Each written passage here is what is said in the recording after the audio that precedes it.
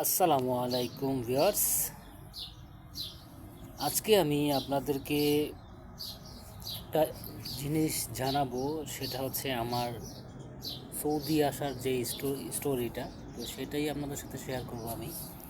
আসলে আমি সৌদি কিভাবে আসলাম এবং কত টাকা দিয়ে আসছি, কিভাবে আসছি, কতদিন লাগছে এবং কি কি সমস্যার সম্মুখীন হয়েছি, ঠিক আছে, সম্পূর্ণ আজকে আমি আপনাদের সাথে শেয়ার করবো ইনশাআল্লাহ।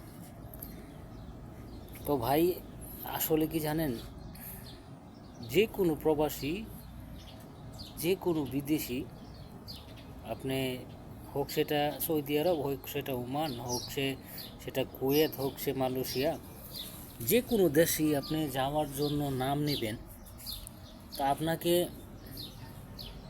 ভোগান্তির কোনো শেষ নাই। কোনো লোক যদি প্রবাসের নাম নেয় যে আমি প্রবাসে যাব, আমি বিদেশ যাব, তখন ওই প্রবাসীটা কষ্ট কতটুকু হয় বা কি কি টেনশন তাকে ফেস করতে হয় এবং কি কি যন্ত্রণা তাকে সইতে হয়, এটা একমাত্র সেই জানে। এটা প্রবাসী সেই জানে কতটা কষ্ট করে, কতটা দৌড়াদৌড়ি করে, কতটা ভোগান্তি করে যে সে এই প্রবাসে আসে। একটা প্রবাসী ছাড়া এটা কেউ বলতে পারবে না, বুঝতে পারবে না। ঠিক আছে ভিউয়ার্স? তো ভাই, সবচেয়ে বড় কথা কি জানেন, আপনার দেশে এত কষ্ট করে আসার পরেও, এত টাকা দিয়ে আসার পরেও, যখন আপনি একটা ভালো কাজ না পান, আপনি কাজ পেয়ে আবার দেখা যায় আপনি কাজ পাইছেন, মাসের পর মাস আপনি কাজ করতেছেন কিন্তু আপনি বেতন পাইতেছেন না, তখন এর চেয়ে কষ্ট আর কিছুই নাই। তো ভাই, আপনারা, আমি আগের ভিডিওতে আমি একটা বলছিলাম যে যারা বিদেশে আসবেন অবশ্যই যাচাই বাছাই করে আসবেন, জেনে বুঝে আসবেন, ঠিক আছে? তো আজকে আমি ওইদিকে যাব না। আজকে আমি বলবো আমার স্টোরিটা, আমি আসলে কিভাবে আসলাম এবং কতদিন বা লাগছে আমার এই প্রবাসে আইতে। প্রবাসের যখন বিদেশে আমি নাম নিলাম, হ্যাঁ, এই নাম নেওয়ার পরে আমার কতদিন লাগছে। আমি মনে করেন, আমি আমি আসছি আসলে করোনার আগে, 2020 সালে আমি এই সৌদি আরবে আসছি। হুম। তো 2019 সালে আমি, করোনার আগেই আমি কিন্তু আপনার, করোনার মানে শুরু হয় এরকম টাইমেই, এর আগে 2-3 মাস আগে থেকেই আমি বিদেশ আসার জন্য কাগজপত্র জমা দিয়ে রাখছি, পাসপোর্ট জমা দিছি, টাকা জমা দিছিলাম, ঠিক আছে। আমার এক মামাতো ভাইয়ের কাছে আমি জমা দিছিলাম, ঠিক আছে। তো কথাবার্তা চলছে, কথাবার্তা হয়েছে, ঠিক আছে। তো ভাই, মনে করেন আপনার, একবার আপনার ধানমন্ডি যাই, একবার বনানী যাই আবার আসি, আবার বনানী যাই আবার আসি, এরকম করতে করতে আজকে এটা, কালকে ওইটা, কালকে আপনার মেডিকেল করতে হবে, কালকে মেডিকেল হয় নাই, মেডিকেল আনফিট, তারপর আবার মেডিকেল করা লাগবে, তারপরে ঘুষ দিতে হবে, হ্যাঁ, আবার 10,000 টাকা 15,000 টাকা ঘুষ দিয়ে আবার আপনি মেডিকেল করাইতে হয়, করানো লাগবে। তো এরকম আসলে করতে করতে করতে করতে যখন আমার মনে করেন সব কিছু কমপ্লিট হয়ে আসছে, আপনার দেখেন, দেখেন কেমন কপালটা আমার। যখনই মনে করেন আপনার সব কিছু কমপ্লিট হয়ে আসছে, যে প্যারেশানির পরে যখন আমি আসবো আমি সৌদি আরবে, তো ওই মুহূর্তটাতে কী হয়েছে, ধরেন আমি, আমার সব কিছু কমপ্লিট, আমি তারপরে কী যেন বলে আপনার ভিসা স্ট্যাম্পিং এবং আপনার মনে করেন যে পুলিশ ভেরিফিকেশান যেটা, হ্যাঁ, সব কিছু কমপ্লিট হয়েছে, সব কিছু কমপ্লিট, ফিঙ্গারিং দিয়ে আসছি, সব কিছু কমপ্লিট হয়ে গেছে। হ্যাঁ, আমি শুধু টিকিটটা কাটবো এই মুহূর্তে। আপনি দেখেন কতটা কপাল খারাপ হইলে এরকম হয়। আসলে এরকম মনে হয়, আমার মনে হয় আমার মতো আরও বহুত প্রবাসী যারা ওই সময়টাতে বিদেশে আসছে, তো তারা প্রত্যেকেই আসলে এই হয়তো এই বিপদের সম্মুখীনটা হয়েছে, যেটা আমি হয়েছি আর কি। যেই মুহূর্তে মনে করেন আমার টিকিটটা আমি কাটবো, সেই মুহূর্তেই মনে করেন না কী হয়েছে, বিমানের কী হলো, ফ্লাইট বন্ধ হয়ে গেছে করোনার কারণে, ফ্লাইট বন্ধ হয়ে গেছে, ফ্লাইট আর হয় নাই। তো দেখেন, আমি কিন্তু একটা ব্যবসা করতাম, ছোটোখাটো একটা ব্যবসা করতাম। তো ব্যবসাটা কী করলাম, আমি এই বিদেশ যাওয়ার আশায়, বিদেশ আসার আশায় আমি কী করলাম, ওই যে ব্যবসাটা ওইটা আমি বিক্রি করে দিছি, বন্ধ করে দিছি।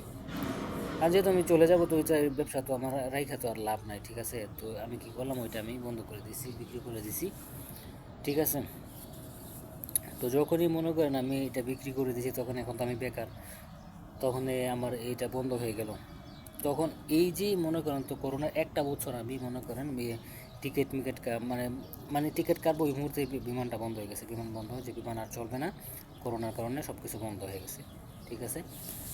তো ওই মুহূর্তে যে আপনি দেখেন বিষয়টা, ওই মুহূর্তটাতে কতটা কষ্ট আসলে, এত কষ্ট করে এত কিছু করে যদি ওই মুহূর্তে যদি আপনার বন্ধ হয়ে যায়, আপনার কেমন লাগবে? যারা যারা আমার মতো ওই 2020 সালটাতে, হ্যাঁ, এরকম সমস্যার সম্মুখীন হয়েছেন, তারা অবশ্যই আমাকে কমেন্টে একটু বলে যাবেন কতটা কষ্ট হয়েছে, একমাত্র সেই প্রবাসী জানে। এবং কত মানুষের টাকা মায়ের গেছে, এটা একমাত্র যাদের মায়ের গেছে তারাও জানে। অনেকজনের টাকা মায়েরও গেছে। আলহামদুলিল্লাহ, আল্লাহ তাআলা একটা বছর পরে করোনার 1 বছর পরে আমি সৌদি আরবে আসছি। 2019-এ করোনা শুরু হয়েছে, 19 থেকে 2020-এ আমি আসছি সৌদি আরবে, ঠিক আছে। তো একটা বছর আমি এই ঘরে বসা ছিলাম, কোনো কাজ কাম কোনো কিছু না, কারণ করোনার সময় তো সবাই ঘরবন্দি, কাজ কামের কোনো কিছু না, যাদের কাজ কাম ছিল তারাও কাজ কাম হারিয়ে ফেলছে।